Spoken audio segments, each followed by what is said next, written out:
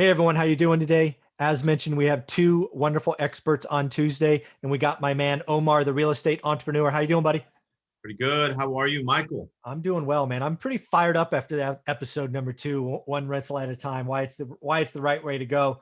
But we wanted to step back, right? You are my entrepreneur. You are running teams. You are building teams. You are an inspiration to people far and wide in real estate. And I want to step back and go, how do you approach this? Because your impact is far greater because of your mindset and your reach. But I want to go back to your approach. I mean, that is so important for people to realize. What do you got there?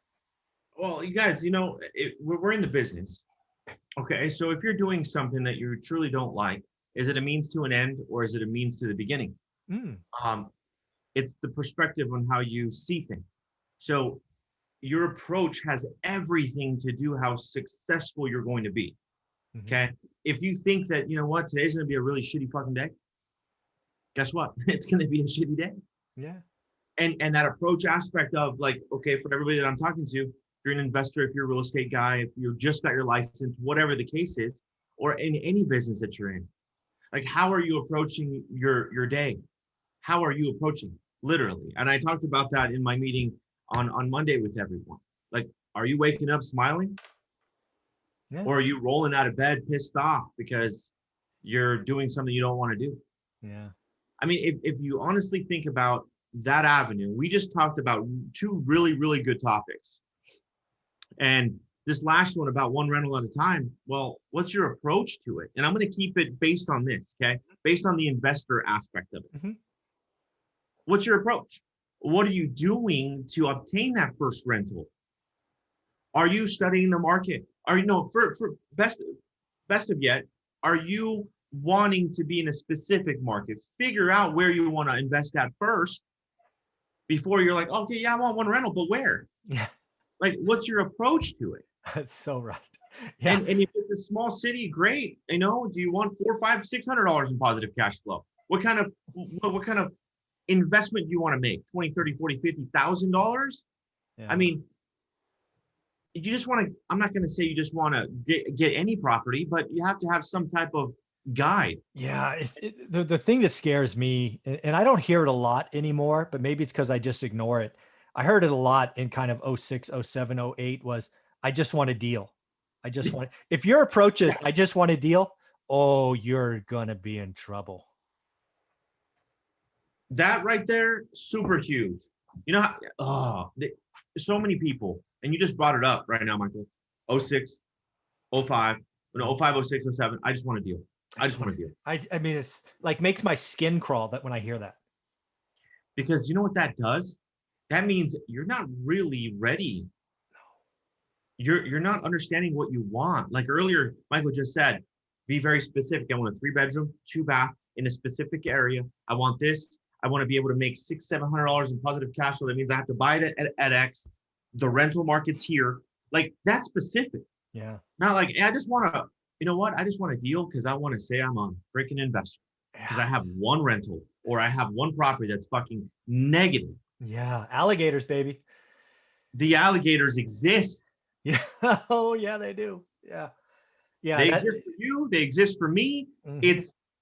It's there.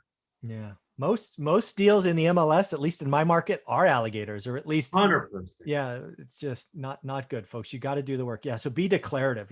And again, the other thing about this approach, to use your word, is, when even if you're doing the work, this is, some people in life, the glasses half full, half empty. And you probably know yourself, right? You probably fall on one side or the other, the person watching this, and really understand that approach, if you're negative, right? You just lean that way. You see the darkness, you see the rain and not the rainbow. Um, you're gonna do the work maybe, but you're always gonna find the negative, right? Oh, being a landlord is risky. Oh, by the way, what happens if he doesn't pay? Oh, by the way, what happens if a tree falls on my roof or whatever? Um, if your approach is always to see the downside, or maybe that's just where you take a left turn, you've got to go solve that first, because that's gonna be a problem. What are you saying to yourself? Yeah. That's what. Oh, there you go. Yeah. What are you saying to yourself? Can you do it? Or is it too damn hard? Yeah. Oh, this person made it, or this person's doing it. Oh, because he had it easy. Bullshit. Didn't have any- None of us did. We just took the first step. Yeah. That's all we did. The other aspect or the other pointer I want to give out to you is, yeah, sure, your approach needs to be there. You need to understand that you are going to be gaining that first step. You're going to be getting that first rental, but you got to remove your excuses as to why you can't find one. Yeah. They're out there, right? I always say the deal of the decade's found once a year. And, I just talked to Matt, the lumberjack landlord, before this interview. And he's like, dude, I found 3 deals in the last 36 hours. The market is changing. I'm like, yeah, it is, baby. And it's insane. And you know what? People don't see it. I don't, just come on, people, do the work. It's happening right now. Oh, drive me crazy. Yeah. But it's okay, because it's okay. the 5% will obtain 90%, 95% of the money. There you go. Yeah, it's fine. Yeah, I wrote 3 offers in the last 3 days, and I hadn't written an offer in probably 60 days. I did a couple verbals, but wrote Did them. you get it? No, I haven't got him yet, but I have still one we're negotiating. We got a counter, so we'll see. So I want to share this. Can I? Yeah, please. It goes with your approach. And in our business, we're real estate. This is how I started, real estate agent. Yep. And then became entrepreneur after I bought more houses and stuff. But I did not forget to keep doing what I did before to keep top of mind awareness. 5 years ago, I went on a listing appointment. I didn't get it. I kept mailing some stuff to him, letters, calendars. Yeah. He calls me a week ago because another investor could not close his house and was BSing him this whole damn time because the wholesaler, according to him and everybody else, oh yeah, we can close it. Bullshit. They didn't get nobody else to buy it. That's what it was. Overpriced. Right? Yeah. Super high. They got it too high. Anyways, I come over, I see my face on his refrigerator. I saw that post. That was awesome. Yes. And it's 2 units in a great spot next to a high school, literally $1,500 for the main house or more, $1,200 for the second studio, which is with its own garage.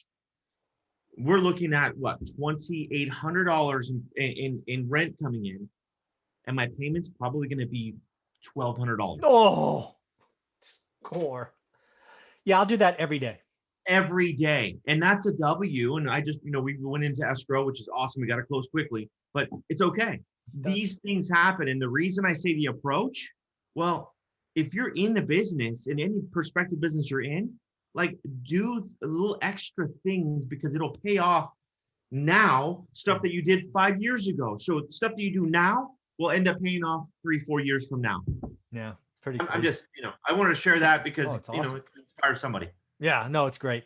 Again, folks, your mindset, your approach really does dictate a lot of things. This is something I've come to realize just in the last 6 to 9 months, is what you feed yourself has a big impact on how you attack the day, and how you start the day is how you finish the day.